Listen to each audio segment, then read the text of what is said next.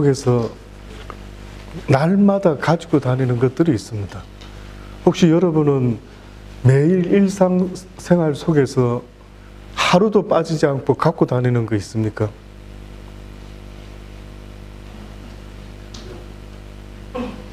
예? 예, 뭐 여러 가지 있을 수 있죠. 저는 개인적으로 꼭 빠뜨리지 않고 챙기려고 하는 것은 지갑입니다. 예, 지갑 챙기죠. 또 뭐 있을까요? 핸드폰 또 있죠. 혹시 또 뭐 있습니까? 예, 차키. 또 차를 타고도 가기도 하고, 그죠?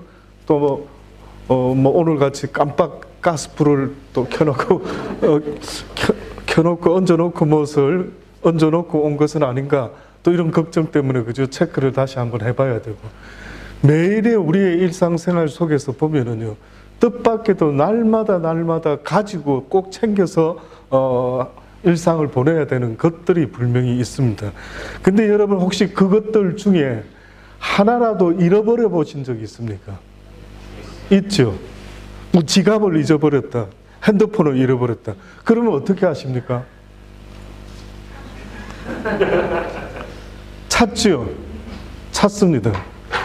무엇을 잃어버렸을 때 여러분 혹시 굉장히 안타까운 마음으로 그것을 찾고 또 찾아본 적 혹시 있습니까? 아마 대부분 지갑 같은 경우는, 그죠?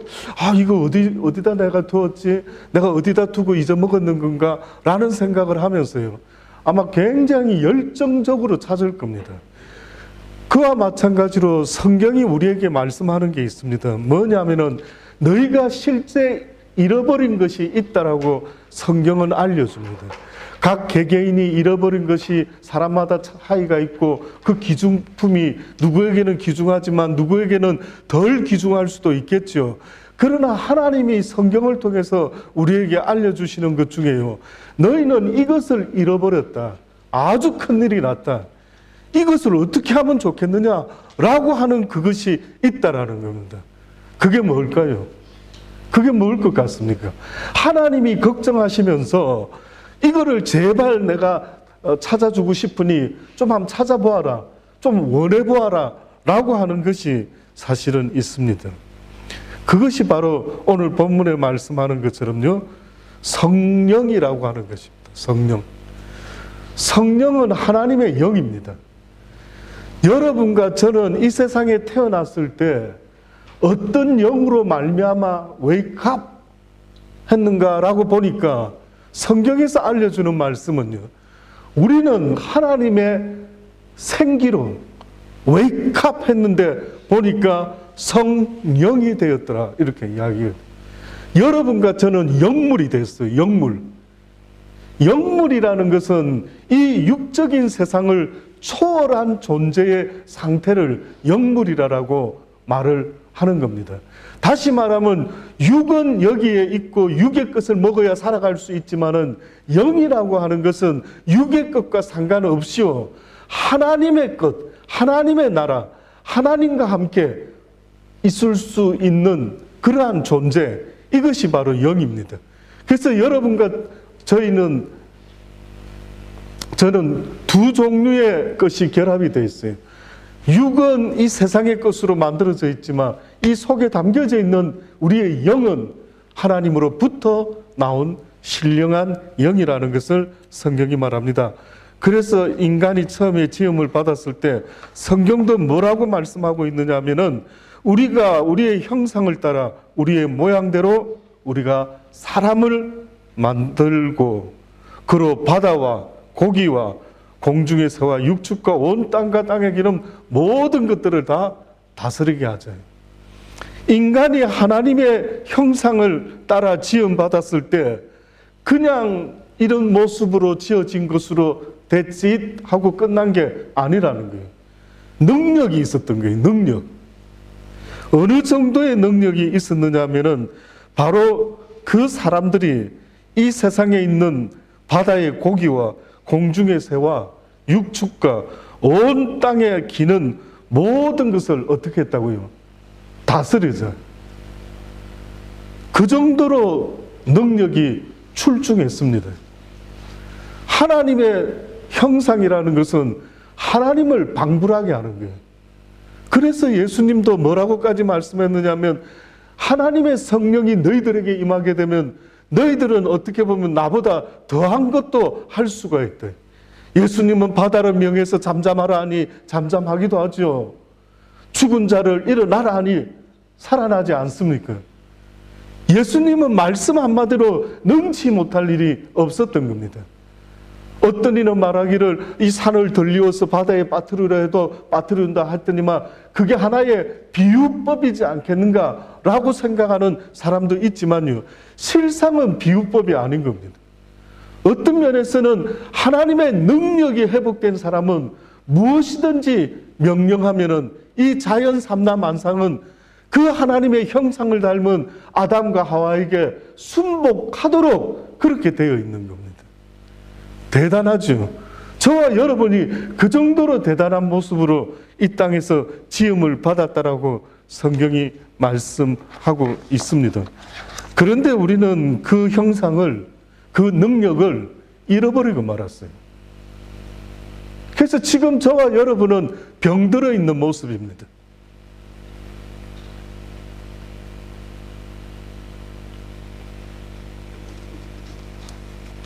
아무 힘이 없는 거예요. 아픈 겁니다. 아파요. 어떤 일을 보고도 아프고 누가 나한테 뭐라고 하면 아프고 마음이 아프고 또 아프고 또 아프고 상처받고 아픈 거예요. 이길 힘과 면역력이 너무나 낮아져 있어서 얼마나 이 세상 살아가는 일이 힘든지 이루 말할 수가 없는 겁니다. 근데 이러한 우리 인간이요, 범죄함으로 말미암아 선악과를 따먹음으로 말미암아 에덴 동산을 잃어버렸을 뿐만 아니라 그곳에서 함께 있었던 여호와 하나님을 잃어버리고 말았습니다. 점점점 멀어지기 시작했던 하나님과의 관계가 창세기 6장에 보면은 이제 완전히 하나님의 신이 인간을 떠나는 일이 벌어집니다. 사람이 땅 위에 번성하기 시작할 때 그들에게서요, 딸들이 낳았다라고 말하고 하나님의 아들들이 사람의 딸들의 아름다움을 보고 자기들이 좋아하는 모든 자로 아내를 삼았다라고. 그랬더니만 여호와께서 가라사대 나의 신이 영원히 사람과 함께 하지 아니하리니 이는 그들이 육체가 됨이라. 원래는 인간이라는 존재는 자기를 위해서 살아가도록 지음을 받은 존재가 아니었더랬습니다. 인간은 무엇을 위해서 존재했느냐 하면요, 첫째는 하나님을 사랑하고 그리고 그와 같이 내 이웃을 내 몸과 같이 사랑하며 살아가는 존재가 되어야 된다라고 그렇게 우리의 삶의 목적에 대해서 하나님이 말씀을 했던 겁니다. 그러니 저와 여러분이 이 세상을 살아간다라고 할 때 뜻밖에도 목적이요, 하나님을 사랑하는 것과 내 이웃을 내 몸같이 사랑하는 것인데, 하나님을 사랑할 때는 어느 정도로 사랑해야 되는가 보니까 마음과 목숨과 힘과 뜻을 다하여 주 너의 하나님을 사랑해라는 거예요. 이것이 첫 번째예요. 그러니 인간이 이 세상에 태어났던 첫 번째 목적은 어떻게 보면은 하나님을 그렇게 뜨겁게 사랑하기 위해서 우리는 지음을 받았던 겁니다. 그와 같이 내 이웃을 내 몸과 같이 사랑하래요. 그럼 나는 어디로 가죠? 내 존재는 그러면 도대체 누가 나를 사랑해 주는가라고 생각이 들 수 있겠지만은요, 내 이웃을 내 몸과 같이 사랑하면 여기 있는 모든 이들은 사랑을 받게 되는 겁니다. 그런데 내 이웃을 내 몸과 같이 그도 나를 이웃같이 생각하고 사랑하고 또 저 사람도 이 사람을 저 사람을 온 세상이 다 서로 사랑하게 되죠. 근데 만약에 사람들이 나는 나 좀 챙겨야지 라고 생각하고 나만을 사랑하려고 애를 쓰게 되면 모든 사람들은 다 어떻게 됩니까? 각자 자기를 사랑하게 되죠. 그래서 이 세상에 전쟁이 왜 일어난다고 말했습니까? 자기를 사랑하는 그 마음이 충만하기 때문에 전쟁이 일어나는 거죠. 너무 아이러니하지 않습니까? 우리는 자기를 사랑하는 일이 그냥 뭐 그럴 수 있지, 당연히 나를 사랑하는 것 그렇게 해도 되지 라고 생각하지만 저는 아닙니다. 저는 그 반대입니다. 뭐 어떤 목사님이 자기를 사랑하는 방법을 뭐 이렇게 성경 공부처럼 가르쳤다라고 그때 그러셨나요? 근데 그게 진짜로 그렇다면 그분은 성경을 잘못 알고 계신다라고 저는 생각이 들어요. 하나님은 우리에게 분명히 말씀하시기를 나를 사랑하게 된다면은 문제가 발생된다라는 것을 거듭 성경을 통해서 말씀하고 있어요. 그래서 아담과 하와가 자기를 사랑하기 시작하면서부터는요, 오히려 그 하와를 봤을 때 처음에 아담은 이런 내 뼈 중에 뼈요 살 중에 살이라고 그렇게 아담을 주신 하나님을 찬양하며 좋아하고 기뻐했는데 죄를 딱 짓고 나니까 그 인사이드가 뭔가 체인지가 됐어요. 그러더니만은 어떤 일이 벌어졌느냐면 당신이 지어준 이 여자가 먹으라 해서 먹었다라고 오히려 그 사랑의 대상이 무엇으로 바뀝니까? 미움의 대상으로, 핑계의 대상으로, 잘못의 대상으로 이렇게 바꿔버리고 말지 않습니까? 그것이 바로 죄를 지은 인간의 모습입니다. 그래서 죄 지은 인간의 그 흉한 모습은 자기를 사랑하기 시작하는 겁니다. 우리도 살아보면 알잖아요. 자기만 챙기는 사람이 있으면 보기 좋던가요? 그렇게 보기 좋지 않습니다.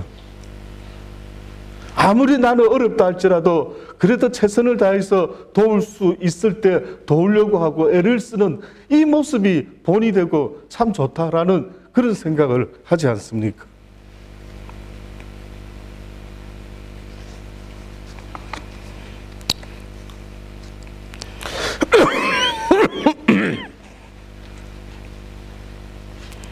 이렇게 하나님의 신이 우리와 함께 할 때는 능력도 있었고 사랑도 있었고 모든 게 다 있었던 것 같아요.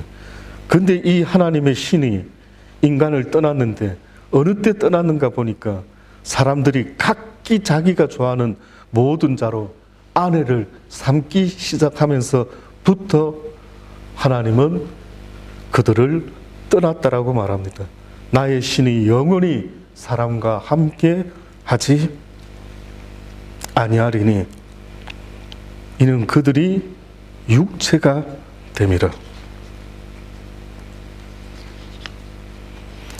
그래서 그 이후로부터 하나님은 우리에게 기도를 하라고 하십니다. 기도.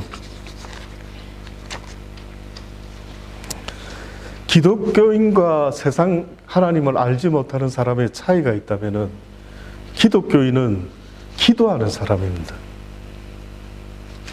이게 대표적인 표현입니다.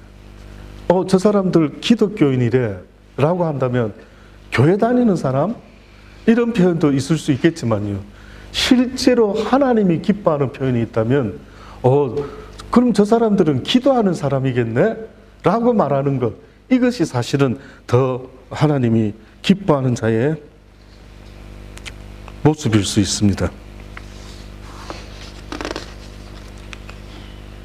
누군가가 이런 말을 했다는데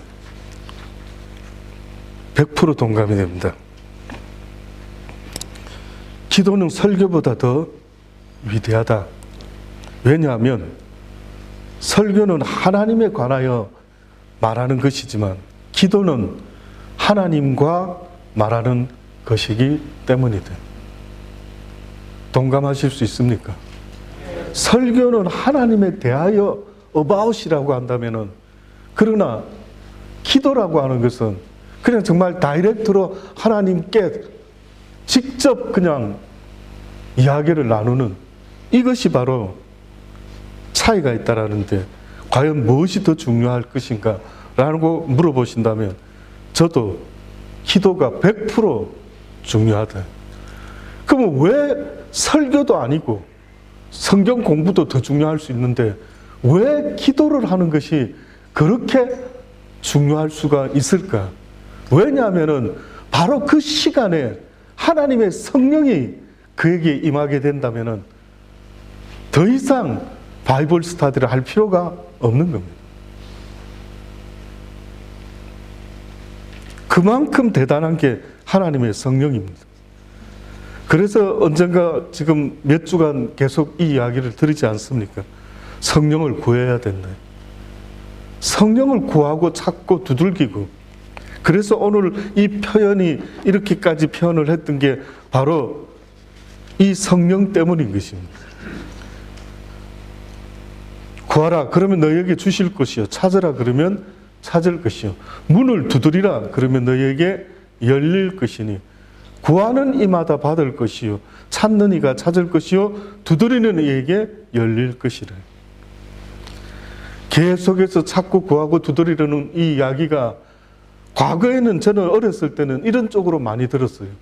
뭔가 필요한 게 있으면 하나님께 막 달라고 해라 라고 하는 그런 이야기로 들었던 때가 있었습니다.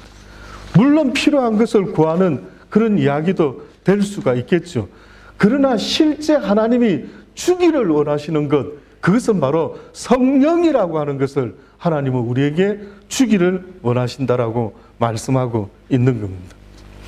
근데 이 성경 이야기를, 오늘 본문의 이야기를 하기 전에 오늘 성경에 어떤 이야기를 먼저 표현을 하고 있느냐 하면 5절부터는 또 이런 이야기가 있었죠. 너희 중에 누가 벗이 있는데 밤중에 그에게 가서 말하기를 벗이여 떡 세 덩이를 내게 빌리라. 내 벗이 여행 중에 내게 왔으나 내가 먹일 것이 없기 때문에 너에게 이렇게 와서 부탁을 하는 것 아니겠느냐라고 하면서 문을 두들깁니다. 나를 괴롭게 하지 말라. 문이 이미 닫혔고 아이들이 나와 함께 침소에 누웠으니 일어나 내게 줄 수가 없다라고 말했죠. 근데 8절에 보니까 내가 너에게 말하노니 비록 벗됨을 인하여 일어나 주지 아니할지라도 그 강첨함을 인하여 일어나 그 소용대로 주리라 라는, 영어 성경에는 shameless라고 하는 단어를 썼고요, 또 persistence라고 하는 그런 두 단어를 썼는데 보니까 부끄러움을 모르는 고집이다. 부끄러움을 모르는 고집. 부끄러운데 상황이 밤중에 와가지고 민폐를 끼치는 건데 이러면 안 되는데, 그렇죠? 근데 그 부끄러움을 모르는 고집, 이것이 바로 성경에서 지금 오늘 본문을 말하기 전에 먼저 언급을 했어요. 찾고 구하고 두드리는 것은 염치 있게끔 해라라고 지금 말씀하고 있는 것이 아니라 아주 염치도 없이 부끄러움도 없이 그 일을 해라라는 거예요.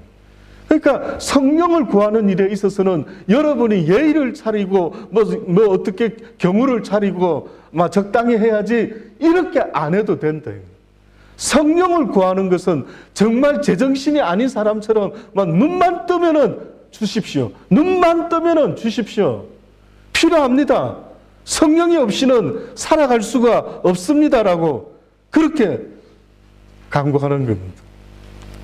그래서 그런지 이 사실을 아는 분들 중에는요, 특히 한국의 강원도 예수원에서 사역하셨던 대천덕 신부님이라는 성공의 신부님이 계셨는데 그분의 할아버지는 유명한 목사님이십니다.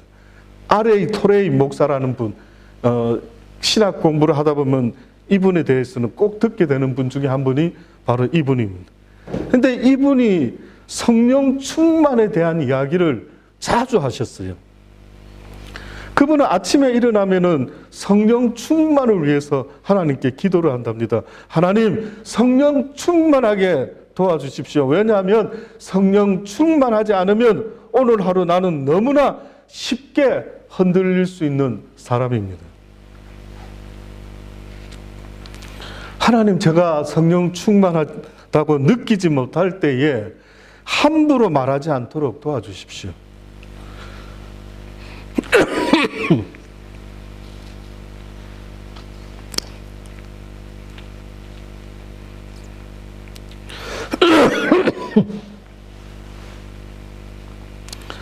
성령 충만하지 않을 때 말하면 실현이 되기 쉽고 사람에게 상처 주기 쉽기 때문에 그렇습니다. 하나님, 제가 성령 충만하지 않을 때 저 인생의 중요한 결정을 하지 않도록 도와주십시오. 성령 충만하지 않으면 제 결정은 잘못될 가능성이 항상 있기 때문에 그렇습니다. 이분은 성령 충만한 삶이 어떤 건지를 확실히 알기 때문에 그 성령 충만이 임하지 못하면 어떤 실수를 해도 어떤 인간관계도 다 깨어지고 실수고 사람에게 상처를 주고 한다는 걸 그는 알고 있었던 거예요. 그래서 그는 그의 삶 속에 성령이 충만했으면 좋겠다라고 하는 그런 이야기를 하는 겁니다. 아침에 차를 타고 이렇게 픽업을 해서 우리 집사님과 우리 용원 형제를 데리고 이렇게 오는데 안 그래도 용원 우리 조슈아 군이 목사님 주일날 예배 때 화면 보니까 조금 어디 몸이 좀 불편하신 듯 보였는데 호산나 그 설교할 때 그렇죠? 상당히 좋아 보인다고 그러더라고요. 그래서 제가 우스개로 그랬습니다. 아마 그 설교 전에 짜장면을 먹어서 그런 것 같더라고요. 우리 임 목사가 설교 전에 점심을 먼저 먹고 집에서 녹화를 했던 겁니다. 짜장면을 먼저 탕수육하고 이렇게 사줘서 너무 맛있게 자주 사줬으면 좋겠다 싶은 그런 마음으로 맛있게 아주 잘 먹었더랬습니다. 근데 그때 찍었던 그거는 보더니만 얼굴이 이렇게 뭐 좋아 보인다. 그래서 제가 그런 말을 하면서도요, 내가 짜장면을 좀 먹어서 오랜만에 먹어서 기분이 좋은 그 컨디션이 이렇게 비춰졌는 건가? 이제 이런 생각도 좀 들면서 너무 육적인 목사 아닌가 싶은 그런 생각이 살짝 들어서 조금 그랬더랬죠. 예. 그러니까 우리가 뭔가 뭐 때문에도 좀 뭐 좋아 보이고 뭐가 충만해 보이고 참 편안해 보이고 뭐 이 모든 것이 무엇으로 가능한가라고 생각해 보면요, 하나님의 성령만이 가능할 수 있다. 그 성령만이 나를 주관할 수 있다. 이 고집센 인생을 그냥 막 부드럽지 못하고 강팍하고 드세고 목이 곡한 이 내 인생을 갖다가 부드럽게 만들어 주시고 온유하게 만들어 주시고 선하게 만들어 주실 수 있는 유일한 능력이 있는 분이 있다면 그것이 바로 성령인 것입니다.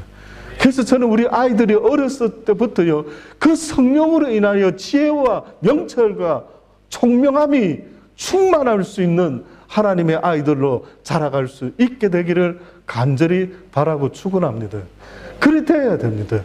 그 지혜가 없으면은 그 무엇으로도 이 세상을 살아나갈 수 있는 힘과 능력이 없는 겁니다. 저와 여러분의 육이 있기 때문에 한치 앞을 알 수 없지만은 하나님의 영은 모든 것을 다 알고 있기 때문에 그분의 도움 없이는 꼭 눈뜬 당달 봉사가 앞에 무엇이 놓여 있는지 알지 못하고 살아가는 것과 똑같은 것입니다. 그래서 그 성령이라는 것이 우리에게 힘과 능력을 줄 뿐만 아니라 가장 중요한 것이 있는데 그것은 바로 예수 그리스도를 증거해 주는 것입니다. 뜻밖이죠. 예수 그리스도를 증거해 주는 역할이 바로 그 성령의 역할입니다. 어느 날 유대인의 관원 중에 한 사람이 니고데모라고 하는 사람이 예수님을 밤중에 찾아옵니다. 낮에는 보는 눈이 있어서 아마 밤중에 예수님을 찾아옵니다. 와서 그렇게 이야기합니다. 당신은 하나님께로 오신 선생인 줄을 저는 믿을 수 있을 것 같습니다. 왜냐하면 당신이 행하는 이 표적은 그 아무나 할 수 있고 흉내낼 수 있는 게 아니라고 생각하기 때문에 그렇습니다. 라고 이야기를 하면서 아주 예수님이 대단한 하나님의 선지자라는 것처럼 이야기를 하게 되죠. 그런데 갑자기 예수님이 그 말을 들으시면서 이렇게 말합니다. 진실로 진실로 내가 네게 말하는 사람이 거듭나지 아니하면 하나님의 나라를 볼 수 없느니라 라고 이야기를 했더니만 이 랍비라고 하는 니고데모가 이렇게 이야기를 합니다. 사람이 늙으면 어떻게 다시 태어날 수가 있습니까? 두 번째 모태에 들어가서 다시 태어날 수 있겠습니까? 그때 예수님이 그에게 이렇게 이야기를 하신다. 진실로 진실로 내게 이르노니 사람이 물과 성령으로 나지 아니하면 하나님의 나라에 들어갈 수 없느니라. 육으로 난 것은 육이요 성령으로 난 것은 영이니 내가 내게 거듭나야 하겠다라는 말을 기히 여기지 말라. 육이라고 하는 것을 어떻게 보면은 물이라는 표현을 썼지만은 영이라고 하는 것에는 성령이라는 단어를 썼어요. 성령. 성경을 조금 많이 읽는 분은요, 성경을 읽다가 탁 이렇게 눈에 띄는 게 지금과 같이 물과 성령으로 거듭나야 된다고? 그 물이 뭐지? 라는 생각이 들 수밖에 없습니다. 그래서 성경을 좀 더 읽다 보면은 이와 또 유사한 한 부분에서 또 이렇게 딱 부딪히게 됩니다. 그게 뭐냐면 요한 1서 5장에 보면은 5절로부터 보면요. 예수께서 하나님의 아들이심을 믿는 자가 아니면 세상을 이기는 자가 누구냐? 잘 한번 들어보셔요. 세상을 이기라고 지금 말하죠. 다시 말하면 사단을 이기라고 말하고 거짓을 이겨야 되고 불의를 이겨야 되는데 이길 힘이 없는 거예요. 그래서 예수께서 하나님의 아들이심을 믿는 자가 아니면 세상을, 사단을 이길 수 있는 자가 누가 있겠느냐? 이는 물과 피로 임하신 자니 곧 예수 그리스도시라. 물로만이 아니라 물과 피로 임하셨고 증거하는 이는 성령이시니 성령은 진리니라. 증거하는 이가 셋이니 성령과 물과 피라. 또한 이 셋이 합하여 하나이니라. 만일 우리가 사람들의 증거를 받을진대 하나님의 증거는 더욱 크도다. 하나님의 증거는 이것이니 그 아들에 관하여 증거하신 것이라. 성령이라는 것은, 성령은 하는 일이 뭔가라고 보니까 예수 그리스도를 증거하는 일을 한다라는 거예요. 그러면서 그 증거가 이 성령 하나만 있는 것은 아닌데 물과 피와 성령,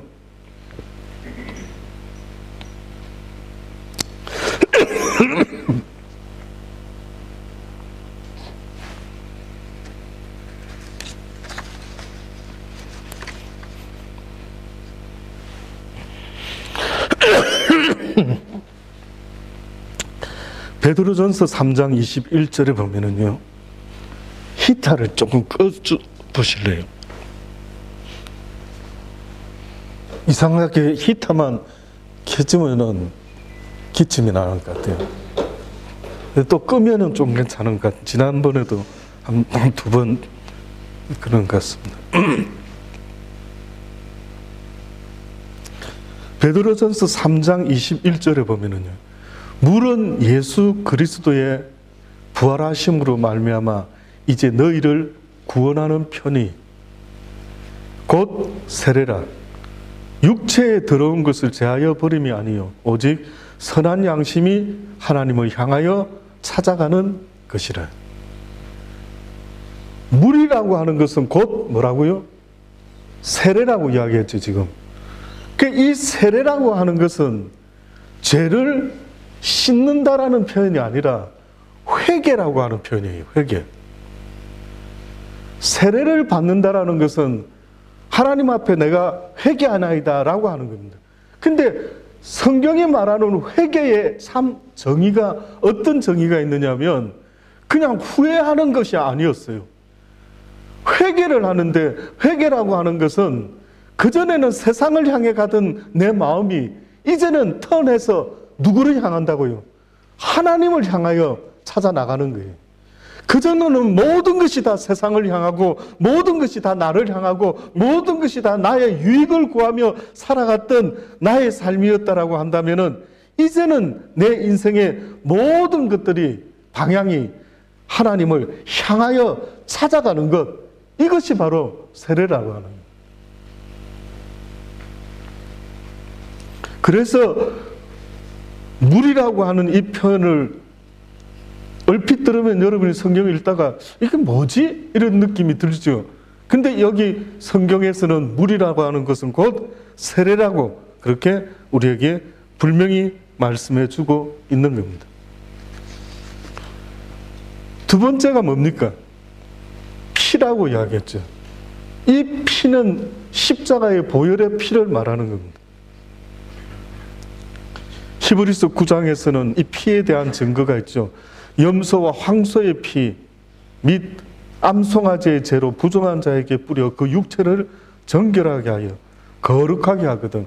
하물며 영원하신 성령으로 말미암아 흠없는 자기를 하나님께 드린 그리스도의 피가 어찌 너희 양심으로 죽은 행실에서 깨끗하게 하고 살아계신 하나님을 섬기게 못하겠느냐. 그러니 물도 예수 그리스도에 대한 증거가 되고, 피도 예수 그리스도에 대한 증거가 되고, 성령도 예수 그리스도에 대한 증거가 된다라고 말씀하고 있는 겁니다. 그러니 성령 충만을 받는다라는 것은 곧 사도들과 같이 예수 그리스도를 땅끝까지 전하는 그 일에 앞장설 수밖에 없는 그 삶이 바로 성령 충만의 삶을 받는 것입니다. 하나님이 우리에게 원하는 것은 바로 우리를 통하여 땅끝까지 주의 복음이 전파되는 것, 그거 말고는 관심이 없으셔요. 그래서 저와 여러분이 앞으로 남은 날 동안, 살아가는 날 동안 날마다 무엇을 하든지 무슨 일을 행하든지 그것을 통하여 예수 그리스도가 주 되심만 증거할 수 있다면은 그것은 곧 성령의 역사를 동력하는 것과 똑같다라고 하는 것을 잊지 마셔야 됩니다.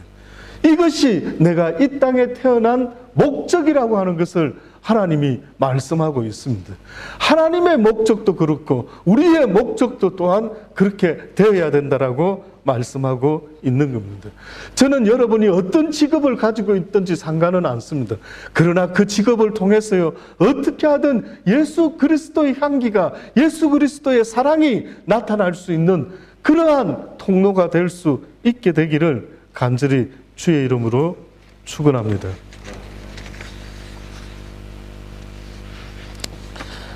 예수를 통하지 아니하고서는 그 누구도 하나님의 나라에 갈 수가 없다라는 것을 계속 성경은 말씀해 주고 있습니다. 고린도전서 3장 16절로부터도 너희가 하나님의 성전인 것과 하나님의 성령이 너희 안에 거하는 것을 알지 못하느냐. 누구든지 하나님의 성전을 더럽히면 하나님이 그 사람을 멸하시리라. 하나님의 성전은 거룩하니 너희도 거룩하라. 우리의 육신의 삶이라는 것이 하나님의 성령과 상관없다면 몰라도 있다면은 그것은 곧 거룩한 하나님의 성전이 된다라고 그렇게 말씀하고 있는 겁니다. 디도서 3장 5절로 우리를 구원하시되 우리의 행한 바 어려운 행위로 말미암지 않고 오직 긍휼하심을 쫓아 중생의 시침과 성령의 새롭게 하심으로 하셨나니 성령을 우리 구주 예수 그리스도로 말미암아 우리에게 풍성히 부어주사 우리로 저의 은혜를 힘입어 어렵다 하심을 얻어 영생의 소망을 따라 후사가 되게 하려 하심이라. 하나님의 나라는 먹고 마시는 것이 아니라고 합니다. 오직 성령 안에서 의와 평강과 희락이라. 이것이 바로 성령의 역사라고 다시 한번 우리에게 말씀해 주고 계시는 겁니다. 사랑하는 여러분, 아무쪼록 이 성령이 저와 여러분의 삶을 충만하게 내조할 수 있는 그런 복된 삶이 될 수 있기를 간절히 주의 이름으로 축원합니다. 기도하시겠습니다. 하나님 감사합니다. 오늘 이 시간에 저희들에게 다시 한번 주의 성령이 얼마나 중요하고 필요한지를 말씀해 주셨으니 그 성령을 오늘도 구합니다. 하나님 우리에게 충만하게 허락하여 주셔서 이 세상을 이기고 사단을 이기고 나를 이기고 그리하여 하나님의 영광을 나타내며 살아갈 수 있는 복된 삶이 될 수 있도록 하나님 축복하여 주옵소서. 예수님의 이름으로 기도합니다. 아멘.